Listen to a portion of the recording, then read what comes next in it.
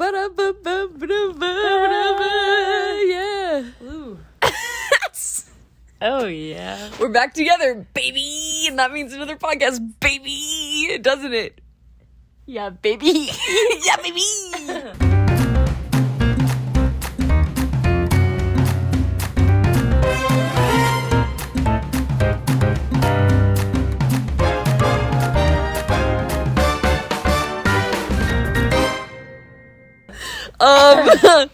Welcome to the podcast where Holland says, I don't like what we just watched. And then I say, but the cinema or whatever. Let's talk about it. And then we both sound like dingles. You know? Let's get into it. Anyway, welcome back to You Haven't Seen It with Hannah and Holland. I'm Holland. We're back. I'm Hannah. We are back and together. we're sisters. I don't know if you knew that. Yeah, like fun freaking fact. Anyway, go ahead. We're sisters, and you know the whole premise of this, Holland, is that we have differing views on the film. True. On film in general. Yep. That's what makes it an interesting and dynamic podcast. Okay. Do you disagree? No, I'm just... Shocker! Yes! Oh, shit. You just broke my I knocked over my bad, bro. Okay. Listen, so I just also am sick and ill in my head and in my body, and it's tiring to have watched the film that we just watched and to talk about the film.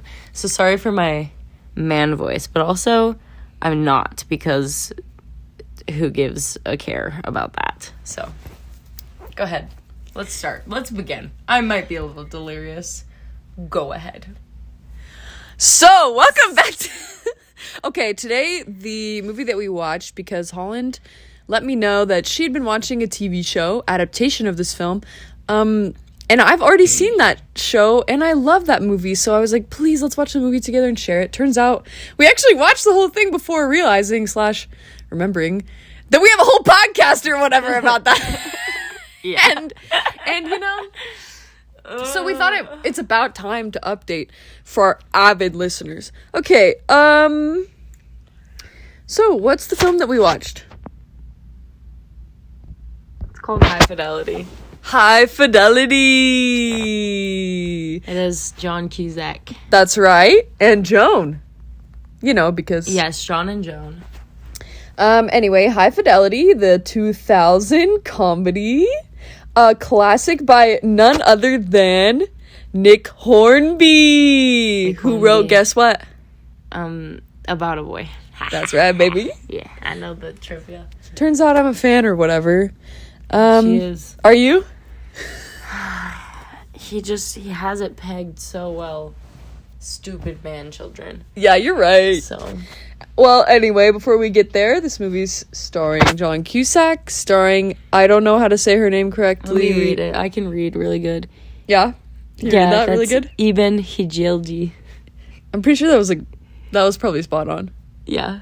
Great job with that. Todd She's Luioso. Swedish or something? Todd Luioso, she is Danish. Slay. Good for her. Okay, Todd Luioso playing Dick, our favorite character, and of course Jackety Blackety. Jackety Blackety. And not to mention Lisa Bonet. And not to mention Catherine Zeta-Jones. And not to mention Joan Cusack and Tim Robbins, okay? Mm-hmm. Anyway. And Lily Taylor, okay? Star-studded cast.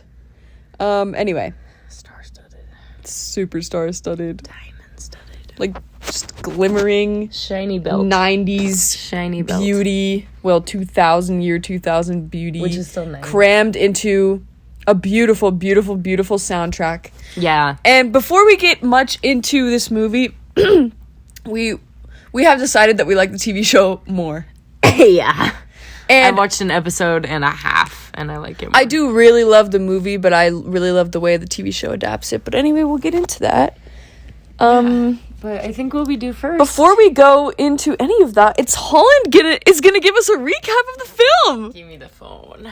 All right, kiddos. Sit down, buckle your seatbelts. Get ready. So this homie boy, John Cusack, his name is Rob. And he's like, I'm Rob, and he owns a record store. And then his GF, his girlfriend, Ibjin Hilbji, that's really rude, I'm sorry about that. Her name is Laura in the film. It starts with Laura leaving him because he's a dick. And then you see him continue to be a dick for almost the whole film.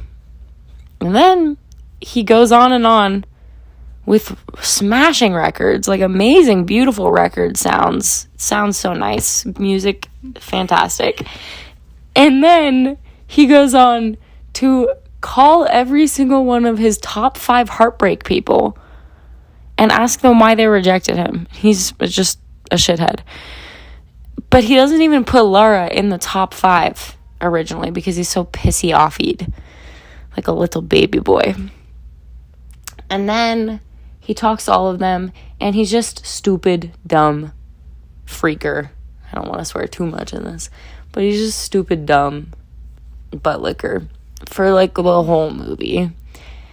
And then Laura is, like, doing stuff, and then she's, like, sad, and her dad dies, and then they get back together in the car, and so then it's good, I guess. But then they I'm so tired. I went to sleep at 5 a.m. last night. Did you know that? Anyway, I did. I'm also really sick. Did you know that, listeners?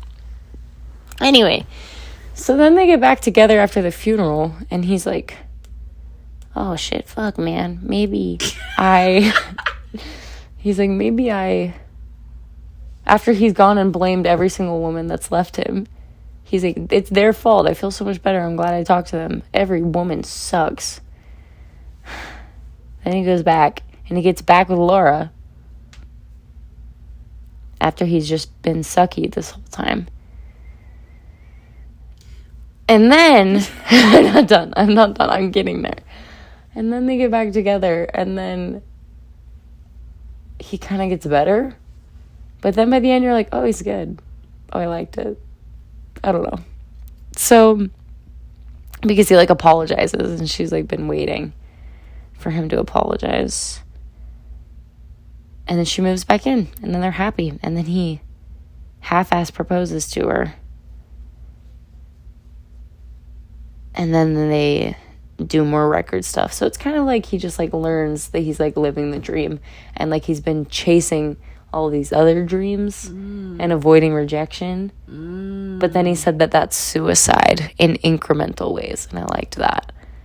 That, like, so I think that's the purpose of the film, is that he has been just chasing these unrealistic expectations his entire life. And then he just kind of comes to a point where he's like, oh, everything that I've ever lived in life is actually how life is. I have to be not a shithead. So he's a little less of a shithead. But there's a great soundtrack to the soundtrack fucking slaps. The whole time it fucking slaps. So that's the movie. Jack Black's in it too, and he goes "Ba-bop-doo" all the time. Love. And there's the character Dick, and he kind of looked like an egg. The end. All right, well, despite all of that terrible purpose to the film, like the painful purpose, did you like it? I ended up liking it. Dang, but you really went on a ride, and I did too, because I forgot what happened. Yeah, because we were watching it, and we had to pause it, and Hannah was like, do you want to stop now? Because it's bad. And I was like, no, I want to see this shit liquor. It's better. Because it just, like, I just was like, this man is the epitome of everything that a man can do wrong in a relationship. Like, just being total dick, very selfish. Yeah. And lots of other things that I don't need to say. But then at the end, he's, like, less selfish. And he gives her, like, a little... In the end, he makes a little tape for his girlfriend about things that she thinks, or that he thinks she'll like. And it's about love. And so I think the whole movie is about love. And it's a shame that it took him, however old he's supposed to be, however old the character is supposed to be, like 30 or something. It's a shame that it took him like 30-ish years to figure out that, like, to be in a relationship, you have to continue to put forth effort, and it's not always going to be, like, super sexy or super fun. You know, it's just going to be consistently good, and you need to put forth effort. Yeah, that was cool. And communicate. But it's sad that it took him so long in so many relationships and so many women that he hurt their feelings, and his feelings were so hurt, and it's sad it took him so long. So, learn it now. If you want to be in a relationship, you're still going to find other people attractive. That doesn't mean you follow your dick or your vagina. You just stick with what you have. I don't know, like, just work on it to make it whatever you want it to be. I think a huge thing that happened for him is he became less selfish. Because the entire time he's making top fives about his own life and his own preferences, and then at the end he's making a thing for her. Yeah, like top 5 pretty musics. About her. Yeah. The whole movie, it's like me, me, me, me, me, me, me. It's an entire monologue. Yeah, which is why it's impressive in its own right. That's true. The part when he's just walking around the streets of Chicago, like, by himself doing a monologue. John Cusack does do he owns really that good work. He owns that shit. Yeah, he does good. He's a great actor. And I was surprised because I've seen a lot of other movies that I, like, love him in. And this one I was like, he's such a good actor. I fucking hate his guts. Like, I was like, he's being so annoying right now. So, yeah. I feel like, honestly, he's just playing himself sometimes. I don't know. Because he kind of acts like that in a lot of movies, or at least he acts it very well. Yeah, like, he might be typecast as that, but he always comes around to be the guy that you end up liking. You do like him no matter, like, despite him being that way. I didn't in this movie, though. Yeah. I think there's it's definitely one of those movies that's, like, the endearing man-child trope. Yeah. Which is, like, in the way that, like, it's... Sorry, go ahead. No, go ahead. Just in the way that, like, it's not progressive for humans at all, because he literally, like, calls his mom and he's like, Mom, and then she's like, you suck and you should be better and people are always leaving you, what's wrong with you? And then he's like, shut up, bitch, and he, like, calls his mom a bitch. He didn't say that. He literally called his mom a bitch, I swear. He might as well have. Yeah, you're right. But he was just a little baby. Yeah, I think there's something, like, people are drawn to these stories because on one side they can be relatable. People are like, oh my gosh, like, my life is such a mess like that too. But then on the other hand, you also are like, oh my gosh, I would never do that. Like, I'm such a better person. But then also at the end, let me just say, so the entire time, the entire, like, first little bit of the movie, or first lot of bit of the movie, I was like, I would never do that. What a dick. And then it comes to the end where he says something, and it reminded me of something about my commitment issues, where he said, like, he's like, it just felt better to not commit to anything. And I was like, oh shit. And I was like, damn it, that is me. Maybe in this way, like, it's covering all of the weaknesses. Yeah. He did if you can even pick out one piece of it that you relate to. Yeah, and so I think it's good. In relationships, specifically. I didn't like watching it, but I liked when I had watched it, you know? And so this is what became interesting to me, because, like, we'll jump to the TV show real quick, because it was so much more enjoyable to watch. You've only seen the first episode, right? Yeah. First episode and a half. Yeah. I'm 11 and a half years old. And I it's been a while since I watched it, but I mean, I just remember initially already liking Zoë Kravitz's rendition of the character so much more. Yeah. Even though she's basically the same. But she's not as immature. Like, I agree. There's a scene specifically in the first episode where her mom is trying to talk to her and doesn't talk to her, but her brother calls her and talks to her. And that makes her seem like so much more of an independent individual, you know, rather than just like, little boy sits at home and he calls his mom, and his mom is like, where's your girlfriend? She's so nice. She's the better half of you. And he's like, she broke up with me and I don't know why. fuck you, Mom. Like, that was the vibe, and that was the point where I was like, this is the difference between the Zoë Kravitz rendition of the character and his rendition of the character. She's a little farther along on the growth scale, because I feel like he hikes it up 2 notches. He is like he's like, oh, I realize I'm kind of a dirtbag, and then I realize that maybe I should, like, not fantasize away from what I already have. And that's about all he gets to at the end of the movie. That's it. But I feel like she's gone to the point where she's like, I realize what I've lost. Even in the first episode, right away, she's like, I lost, like, my greatest love. Yeah. And might be because of ABC mistake I made or whatever. Yeah. But she still does a lot of the, like, man-child things that he does, too. She does the same scenes where she's, like, out in the rain being like, you bitch, let's work it out. But then like, she doesn't... just like, what? Lily girl. But then she doesn't just, like, stomp around Chicago. At least you don't see her stomp around Chicago just screaming. Yes, you do. Well, I haven't seen that yet. But, I mean, Maybe even though like when she does it, I'm like, go off. Maybe we're sexist. I think, here's the thing I think that it is more normalized for men to be able to become angry. And there was a point in this movie where he became angry and the woman jumped a little bit, and I felt a little fear for that woman because, and maybe that's me being sexist and projecting this idea that men are bad, but I don't believe that men are bad. But I think it is more common in the media to show an angry man. And it's more common in life to see an angry man and have it more accepted than an angry woman. Because an angry woman will just be considered a bitch. So then when we see Rob, the Zoe Kravitz version in the TV show, we like it more because it's refreshing? Yes, and also it's linked to less scary stories of men abusing women. Oh. But I don't hate men. Like, I was watching this and I was like, I'm really grateful that the men in my life are not this way. Because there have been a couple men in my life that I have seen that are that way.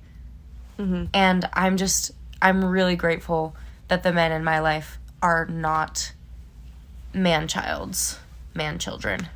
I agree. There was a whole plot in this film that the reasons that she left him in the first place was because he cheated on her.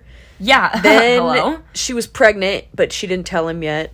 And because he had cheated, she had an abortion. Yeah. And which is so then sad. He was upset. And I feel that is a huge difference, obviously, because that doesn't correspond to the show. Yeah, and I don't think that got to be... transcribe. I don't think that got to be even dived into enough. Like, that's a humongous thing. And that would be... There were so many relationships compacted into this. I think it is suited better to be a show. Because there's so much to unpack. It's true, and but however, I do believe the movie really painted his character very well enough that you understood exactly what his problem was. It's true.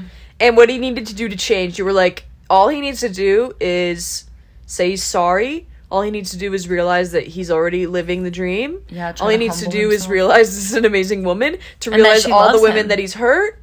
You know, that's a lot of things, but we were talking about it during the movie. Like, I think I can relate because sometimes I don't know, like, what my problem is or whatever. Like, what's my problem? But if someone else was watching my life as a movie and they saw everything I did, they would probably be like, yeah. Yeah, they'd be like, oh, clearly this is the problem. And maybe other people in your life are able to give you advice in that aspect. Yeah.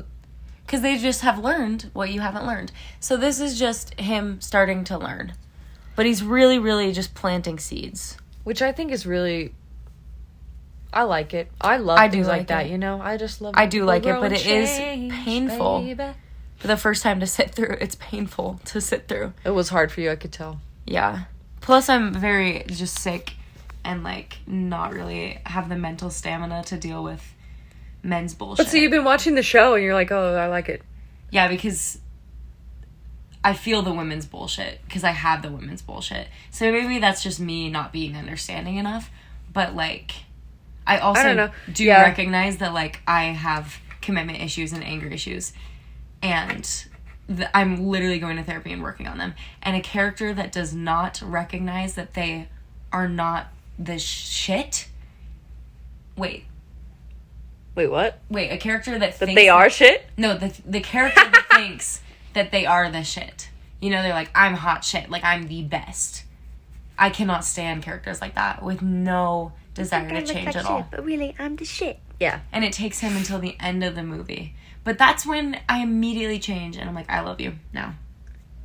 Yes. So, and I think that I think in the show, sorry, I totally. That's what I was gonna say. Yeah, no, I think you're about to say my words, baby. Yeah, in the show, Zoë Kravitz, her rendition of the character does not think that she's the shit. Like, she's just kind of going through the She's like, I'm a loser. Yeah, and she's like, I was kind of an asshole, and she admits it first episode.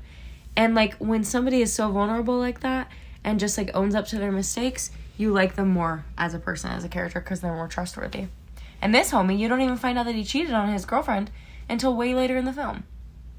So. I agree, and I honestly can't remember, spoiler, if in the show she cheated or not, and that's the reason she's not with that main guy anymore, but... Yeah. Well, I know she was in a relationship where... I can't remember, dang. I know she was in a relationship where he had a girlfriend, and she was the one that he was cheating with, and it was fun for her. And, like, that's wrong. But at the end of But that's not the main one, right? Yeah, but at the end of that story, she says we were both kind of assholes. And it's just like... Yeah, see, she was doing all the same unlikable things. Not all the same, but she was doing many unlikable things. But it's just better when you recognize we were kind of assholes. And you can say it in a past tense. Like, yeah, and you have changed a little bit. He did that a couple times. Yeah. He did that a couple times, and he started doing a little more and more. Yeah, you're right. Yeah. Anyway, well. And I just think also it shows it just kind of gives the idea that men are just scratching the surface of what they can do to be good partners. That's what really irked me. Like, he was just scratching the surface of what it means to be a good, ethical, kind human being. You know? Whereas in the show, she is kind of diving deeper into it, like... Mm-hmm. And not much deeper, you know? But at least she takes... Like, how hard is it to take responsibility for your actions? You know, and say I was being an asshole. That's for some people really hard. So hard, yeah. And so and even in his, like, big I'm sorry scene, all he said was, I'm sorry. And it could have been he was sorry for what he had done, but it also could have just been, I'm sorry your dad died, because he said it at the funeral. So it's kind of unclear, and I don't think I would have forgiven him the way that she did. She was in love with him. And also she was I don't think emotionally... that condones it. Well, I mean, Holland, come on. People will do anything when they're in love. Nope. But I just think, like, if you live for that apology, it's so easy to say, like, I'm sorry. But it's not easy to say, like, hey, I recognize that I did these things that hurt you, and that was not my intention. Or maybe that was my intention. But he literally slept with another girl and, like, didn't even, like, say, like, I'm so sorry that I slept with this other woman. I can't even imagine how that makes you feel. Like... Bullshit, dude. Well, I do believe the action that he made was at the end when he realized and did not act on having an affair with that other girl at the very end. Yeah. Good for him. And he him. talked to her about it because she's like, duh, I know. And he's like, yeah. But that's just like... It's really the bare minimum, but... It really is the bare minimum. Like, but it's growth. If you agree to be in a monogamous relationship, it's monogamous, you know? But it is growth. You mean after he begged her to be back in the relationship? Yes. And then literally her dad died, and so she was... She just said, will you have sex She with was me? too tired. Yeah. He wore her down. But then they were happy. Yes. Because they could be, because he grew. Because that shows he's going to continue to grow. Actually, I'm remembering in the very beginning he said, I don't know why we, like, broke up, but it just seems like it's boring now. Like, everything's just blah, blah, blah, and I feel really comfortable, and, like, nothing excites me in our relationship. And then in the end, he said, all those other girls that I want are just fantasies. And she's like, yeah, they're not rewarding. And he's like, yeah. Yep. And they all have the blah, blah stuff, too.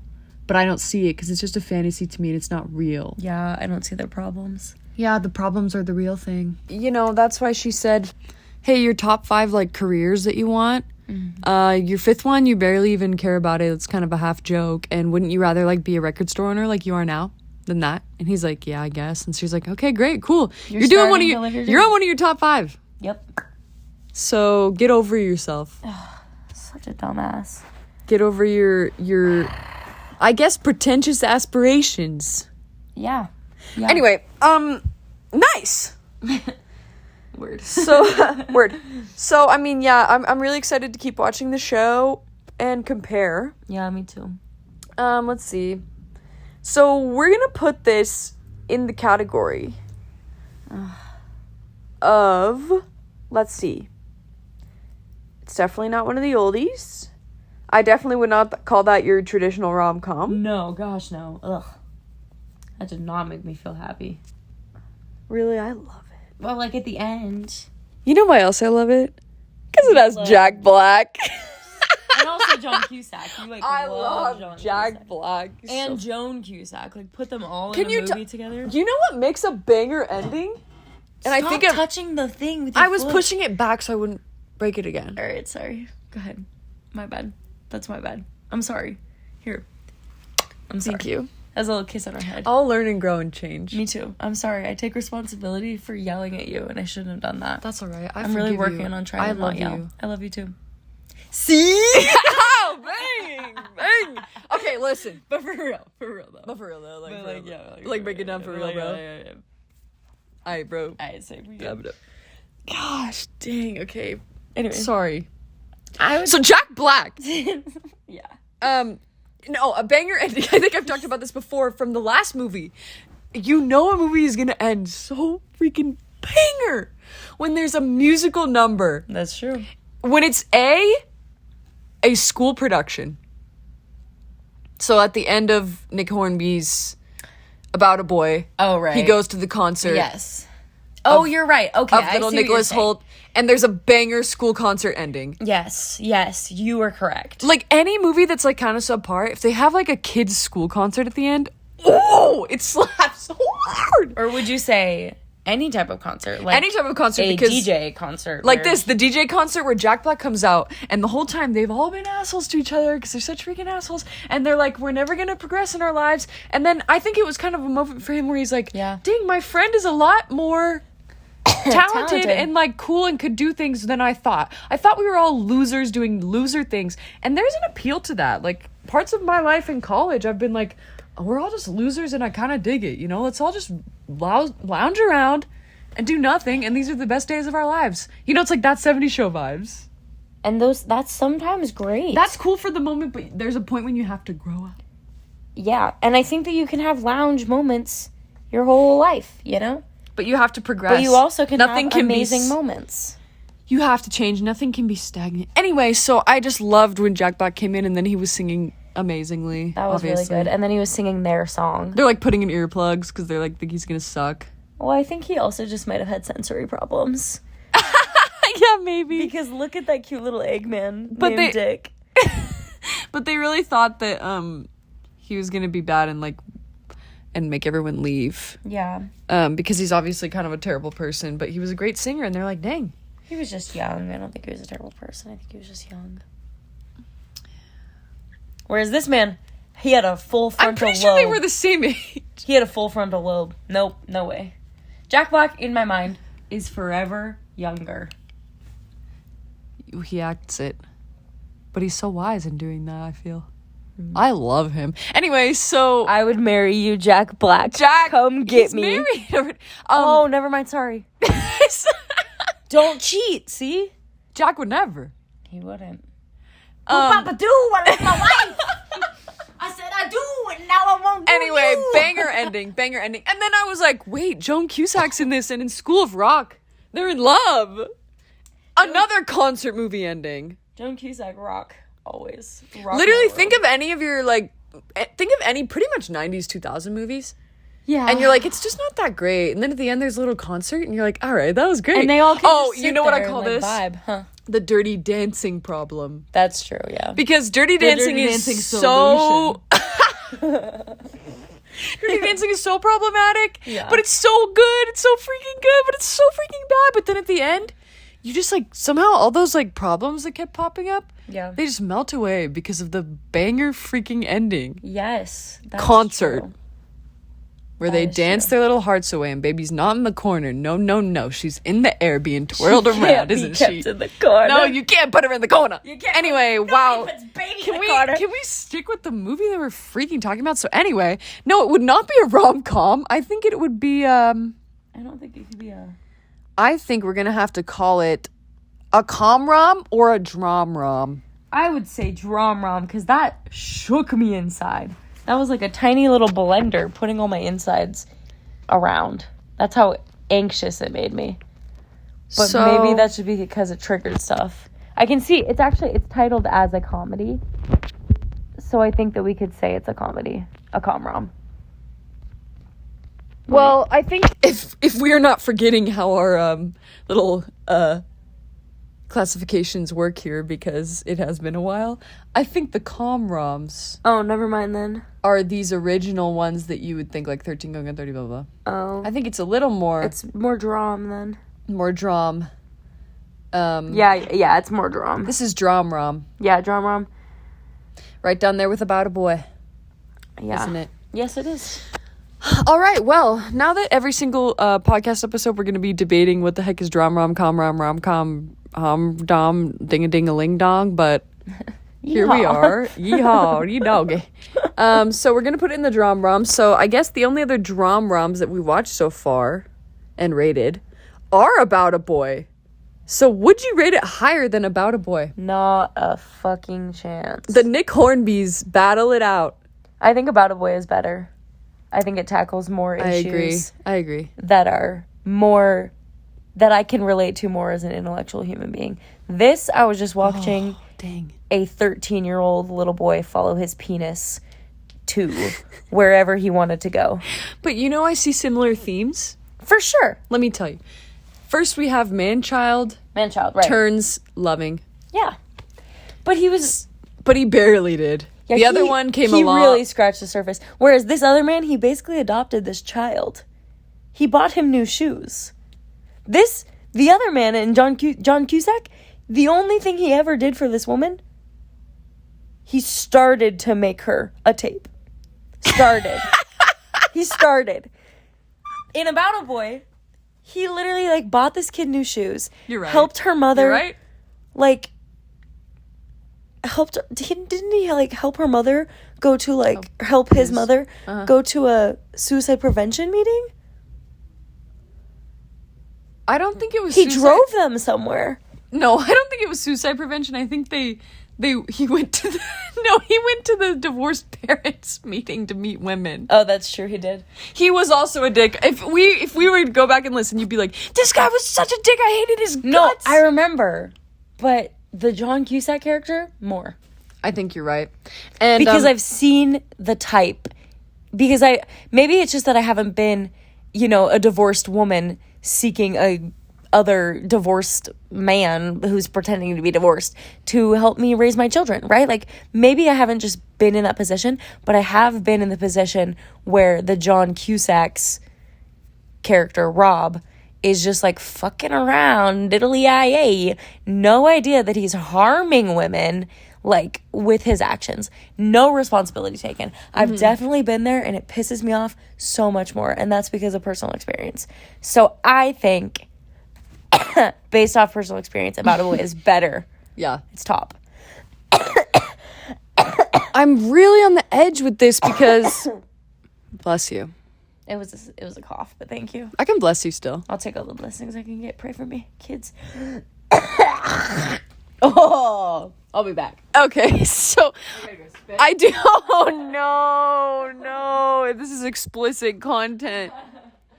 I do struggle with it because, man, oh man, yeah, About a Boy has a great soundtrack, but High Fidelity, it's what it's known for. I mean, the freaking cover is a record. But it's not about the soundtrack that we're rating these movies.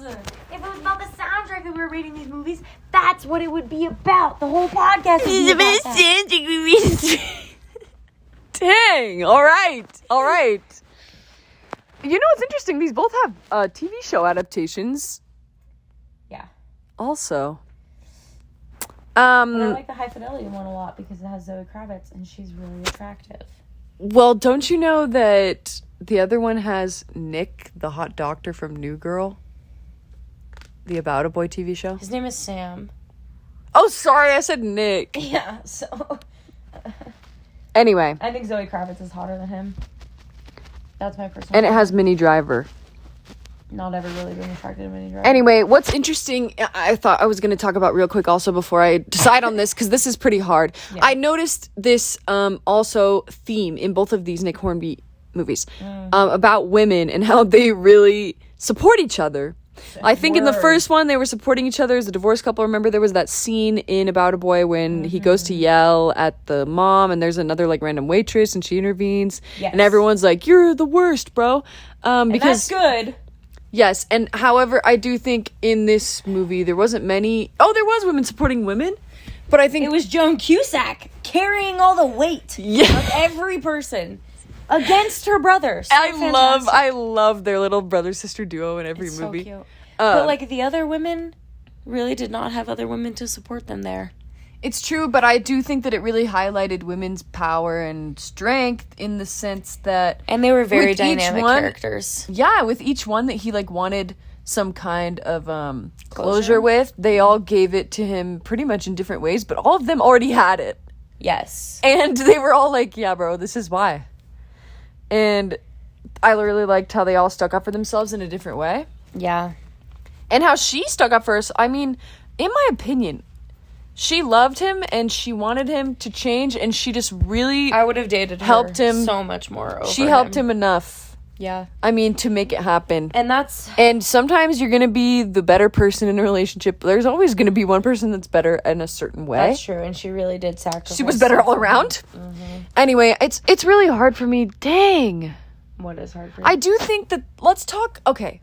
Put all that plot aside. Okay. You're like, and why? Don't know if I can, but... Putting all that plot aside, so we're still saying About a Boy versus High Fidelity. Uh-huh. I think High Fidelity better did the inner monologue. Yeah. That's true. You're right. Because it was, the whole thing was like a monologue. It was masterfully done. Never did I get like, well, maybe a little bit, but very rarely did I get like, oh, this is like acting class, like awkward monologue scene. That's true. John Cusack can own a monologue like that. He monologued an entire... Oh, John, sorry. But Joan could too. Joan could too. I'm name my baby Cusack. Joan. I just remembered about Joan of Arc, and that popped in. Slay. Let it be recorded here. I will have a daughter named Joan. Dab. You're putting it out there. Yep. All right. Well, anyway... I think technically the inner monologue thing, because there is a bit of that in About a Boy, but... Yeah, I think this one was better. But I do remember a lot of About a Boy having really good cinematography. I think we talked about the changes in the scenes. It had fantastic shots. But that's going to be on the director, not by who it's written by. Is it the same director? You do be testing me. Do you like how I just let you look it up? Yep. I'm watching somebody... Directed by Chris Weitz and Paul Weitz is About a Boy, and High Fidelity is directed by Stephen Frears. So yeah, they do have a different vibe to them. Yeah, which is good because I think this one needed that grungy. I think if High Fidelity, if this High Fidelity, it's too hard. I can't. All right, for now, we'll put it on your ranking. Okay. Do you like that? For now. I'm sure there are other drum-roms will come in several months when we remember that we have a podcast, and we'll be able to, separate it all around the way it needs to be. But we don't need to spend too much time on that. But we should get to the one thing I think is probably a little kind of a thing that we should talk about in our romantic comedy type podcast situation. What about the love? Yeah, they were cute. Do you think they had Do you think this relationship was better than that relationship in About a Boy, which was kind of that, like, it wasn't the focus. His relationship was, remember, with the boy. Right, yeah. I do think that this one, just because it's more developed, they had more on-screen, oh my gosh, I cannot talk, on-screen chemistry. Mm-hmm. And it was very evident that, like, he loved her. And we knew the entire time he loves her. And we knew for a long time that she loved him, too. You know? And so then it is kind of like, damn it, I don't want to be rooting for them, but I'm rooting for them, you know? So I think it was really good. Yeah, I think so too. And but like, would I want a relationship like that? No. okay, Been there. okay, done but that. we're not talking about you anymore. We're talking about Yeah, we are. these movies. Why do you want me on this podcast? Okay. This is why. Why? Because our differing views make such a beautiful collaboration, you know, like in like a Ratatouille with the mosaic. cheese and the... Stop talking about the Ratatouille scene with the How cheese. could I ever forget the cheese and the strawberry and the All right. symphony of the Okay, garbage? we're at 42 minutes now, babe. So, I just want to say really quick, I really like the scene in the funeral when he looks right at the camera and you can just tell he's like kind of ashamed that he was thinking about, what are the top 5 songs I would like to play at my funeral? And then she starts just like bawling out loud, and I think he just had tears and looks in the camera and it's like you can tell he's ashamed. Yeah. That was great acting moment. That was. Another thing is I do agree that this is a better relationship, but also much like the About a Boy relationship was about a boy and him, I believe this was more about his relationship with himself Yeah, true. and realizing he needed to change. So True. dang, we're fans. Yeah. Are we? I would watch About a Boy again. I don't think I would watch this again, but maybe ask me again in a couple weeks. All right, we've gone through well, we will watch the show. Yeah. Show's different though. So let's see. Healthy relationship trigger warnings. I think we definitely covered that. Sexual tension, chemistry. Yep. Slaps. Did someone slap him? No, Oh, should have slapped him. No, there was the scene where he imagined beating the crap out of. Oh yeah, that was violent. Like 3 different ways. There was blood all over that man's face. That was pretty funny. And And then he ended up what? Doing nothing. well, that's one situation where you should not act. He should not act on his penis, and his penis wanted to assert dominance. Do you think it would have been better if every single one of the girls that he went to get closure with would have slapped him? Kind of like, No, why because do we I talk don't about... think that it would have fit all of their characters. Okay, yes. And I think that it's not always necessary for them to slap him with their hands, because there was word slaps and they were ripping him a new one. And I was glad. Just like a couple of them. I agree. Mainly Charlie. I was like, yeah. That was good, yeah. That was a cool part. But also I was just like, I relate with this woman, you know, like, and like the other women, I just thought it was cool because you had such an array of women and personalities. Yeah, I love that. Yeah. So the slaps that they did have were funny. Yeah. Wouldn't it be a gag, though? They all slapped him. I was thinking of, like, in Pirates of the Caribbean when he goes to... I'm taking it to Slap City, baby. When he goes to Tortuga, to the Turtle Island, and then every single girl slaps him, and he's like, oh, that one I did deserve. But you, like, love him. You don't love this guy. Oh, no. Why'd I bring up your little crush, Captain Jack Sparrow? It's not a crush. I'm in love. No, I'm not disagreeing. Captain Jack Sparrow, I'm in love with. But you never... Captain Jack Sparrow usually does not fall out of your favor. This man starts and almost ends out of your favor. I agree. So I think if the women had slapped him... He could have gotten at least one. Man, I didn't know I was so pro-violence and so... I just don't know if he's even worth slapping. Like... Oh my goodness. Like, because I have done my own thing. I think the trigger warnings for me was that it reminded me of past relationships.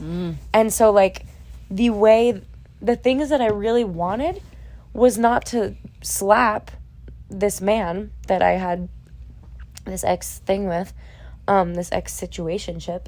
I didn't want to slap him. I just wanted him to realize that he had hurt me, and I wanted it to motivate him to change, and then to never see him again.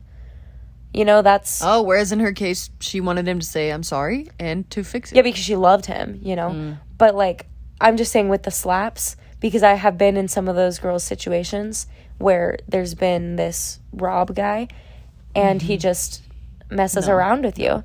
And, like, it's frustrating for sure, but I just think personally... I think I could get violent. I'm an angry lady. I wasn't suggesting slapping is the fix-all for all problems. No, but I think that you were a lot more level-headed, and so if you were to slap someone, it would mean so much more than if I just like slap happy, slap. Like that would be like, bruh, Holland, you actually are getting violent. Like stop, you know. So I think that's why we differ on the slapping. Oh, I love the slap segment. Honestly, slap segment is your favorite one. Slap segment. It's just me. Slap. It's literally just Slap me. segment. It's me continuing to train my brain that I shouldn't slap people. That's what it is. Oh, this is good for you. Yeah, it's good for me. All right, This cool. is therapy. All right, Immersive sick. therapy. All right, sick. Moving on. I just love every time a slap comes up in a movie. I'm like, yes. Like, how did? All right. It all goes back to Shirley MacLaine. Maybe she really took those slaps. All right, next. Oh, no. No! Why would you bring that up? I'm putting her on my wall. Okay, sorry. I forgot. She is going into the drawing of the women that have influenced my life. Shirley MacLaine. Shirley MacLaine. Shut up, I can't talk. I love you forever, Shirley. You and Joan of Arc. All right. Kiss up to the sky. Speaking of slaps, Holland. Yeah. You know what slapped? What? The music. Yeah. Let's take a little... That was good. Thank you. I was thinking about it, bro. Let's take a little moment to talk about the music. I can't stand the rain on my window. There was a little crocodile. Like, whatever. Tread water. Yeah. Every song in this, I was like, I gotta look up the entire soundtrack and download all of these. Yeah. And you know what? It's not like the music played a huge role. It did a couple of times.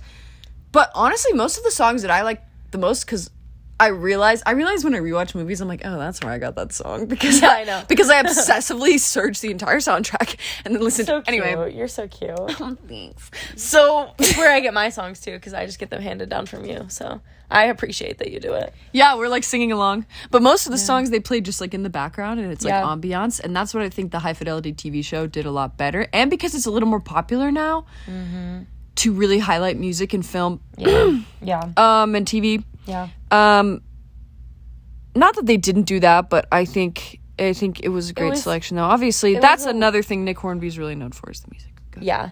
But I think it was just like a really low, like an undertone for the entire, that encapsulated the entire story. Yeah. But I mean, in the show, there's that. Did you get to the Blondie scene yet? No, not yet. Oh my gosh, baby. We're going to watch that right after this. Anyway, great. Yeah, the music's great. I don't know Music, what amazing. much else to say. It's like, look it up. What more listen to can it, you please. say? Yeah, it's just like, it's so good. That's the best thing. Like, about probably one of the. If we're going to rate all these movies by soundtrack, which this might would be win.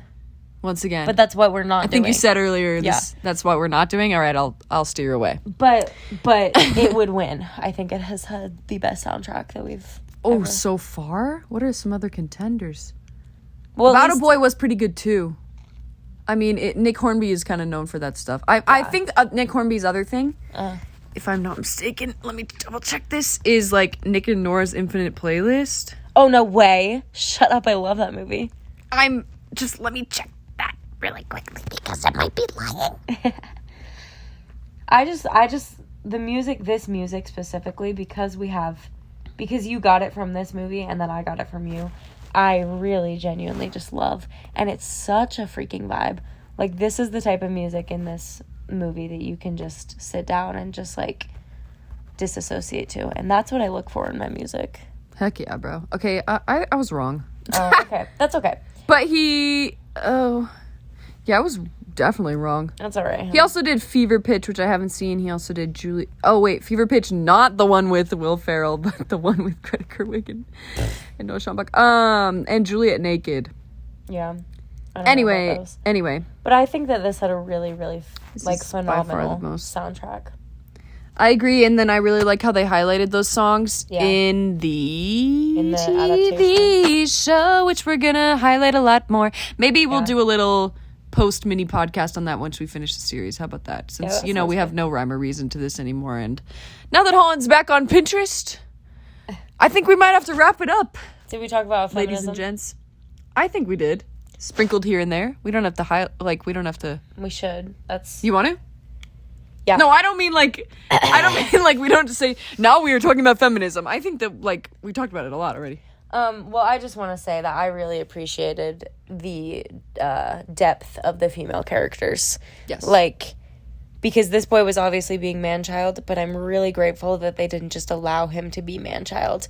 Like, yeah, it was like everyone else was in on the obvious, yes, except him. yes, And he was the one narrating. yeah. I was going to say... It was- Well, yeah. go ahead with your point. No, go ahead. It's kind of against this, but this point. Sorry. I digress. But I think that... but I think that... You're so smart. Just shut up. There's this... No, I like... There's this movie, that was movie that came serious. out, Not Okay, with Zoe Deutsch, where she like makes up the fake, where she pretends that she was in the Paris bombings, and it's this kind of new movie that came out, whatever. Anyway, they have this warning in the beginning that says, like, warning, this movie stars an unlikable protagonist. And I think they should have that on every movie that has an unlikable protagonist, just so For real. so we can be prepared. Just so I know what And- to expect. Because it was obvious, and that's why I really like it, because we could tell he sucked. But and also, I was we- concerned because I was like, this has a very strong male gaze right now. Like, Yeah. and I was like, is this how the whole movie going to be? Because sometimes there are movies. very strong negative male gaze. Yes, yes. Like, I don't know if that's the right term to use for it, but like, Yeah.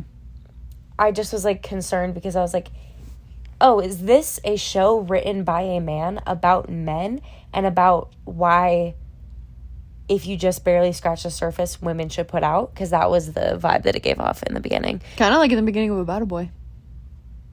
Oh, yeah, which I was also pissed about. So, yeah. But I think that the women, Nick Hornby really, like, does well with it because he writes these characters that are unlikable, and then he gives such character to all the other characters. You know, like, just the fact that, like, Joan Cusack was in it, like, it brings me peace when Yeah. there's women that are wise, you know? And just, like, especially when there's so much stupidity coming from one man in a film. It's really nice to recognize that the author recognizes that women, or that men sometimes can be stupid. And a lot of times, I feel like male writers, just with the male gaze, portray women as stupid. And so I was really grateful to have such depth in the female characters in this. Because, like, they all were so different and so diverse and unique and, like, had different experiences dating this man. And I was like, that's really slay. And they all, you could see they all had grown in their own way. Yes. And overcome their own problems. And he was Yeah. still stuck. He was literally still stuck on that first 7th grade girlfriend or whatever. Which is good. Heal your inner child. It's amazing. But it's painful.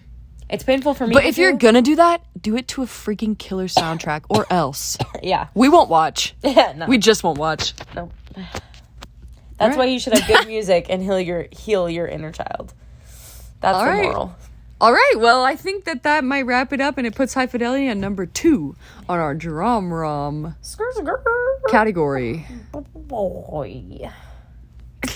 Do you think that's probably the best one we watched so far? What one? This movie? No. Best of all of them? Uh-huh. No. If it can't be about a boy in just the one category when it's the only other movie it's contending against, no way. I know, I was being a silly goose. Oh, sorry, I didn't get it. It's all right. Did you finish the recording? No, this is the outro. I thought you were done. She's like, shut up, and I'm done talking to you. No! I just thought that we were being silly goofy at the end and I didn't have to have my speaking voice on. We could be silly goofy the whole time. I don't know how to talk without the speaking voice. Because I know someone can hear it. Okay. That's all. All right, guys. I'm watching Chips Ahoy videos, so it's time for me to skirt. We'll see you, and maybe next time we'll actually get into one of those traditional rom-coms. Maybe we'll watch, like, good old holiday one or something. By the way, this is around the holiday time. If I ever get around to editing this and putting it out in the time that corresponds with the natural calendar. We love you. Hope you have a nice Christmas. Mwah. Bye.